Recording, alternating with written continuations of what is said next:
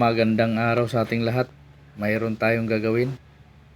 Toyota Vios. Problema nito yung kanyang fuel injector. I-cleaning natin. Medyo vibration na yung dating niya. Babaklasin muna natin para bago natin i-cleaning. Tara.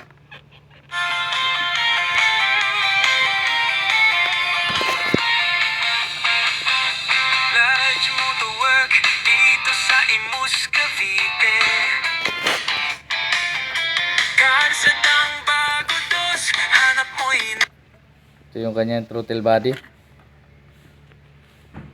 Kasama na natin linisan yan. Ito yung kanyang injector. Natanggal na natin. Sasalang natin sa machine yan. Ito.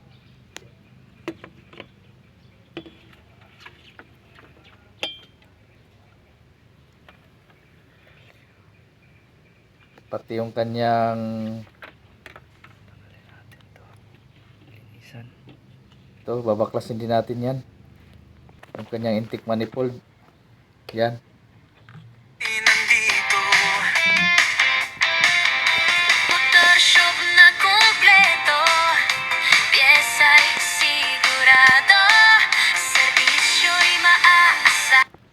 Yan, natanggal na natin.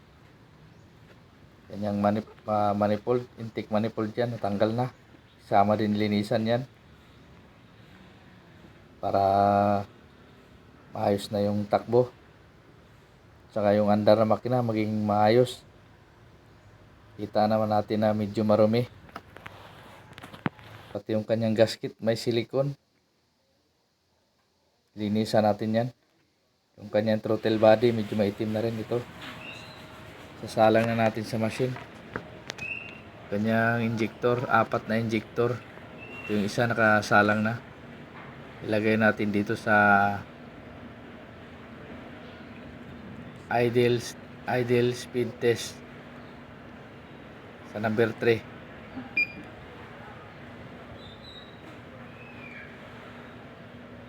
Yan, idle speed test. Yan tayo, number 3 muna. Yan. Tapos start. Tingnan natin yung kanyang buga. Yun.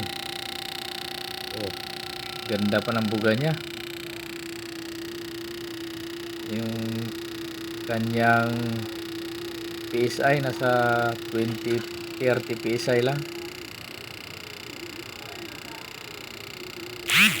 Ayan.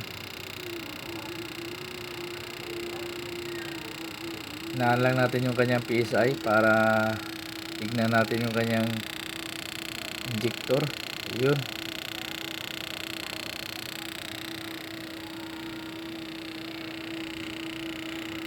Yan, salukuyang ginagawa. Ayos.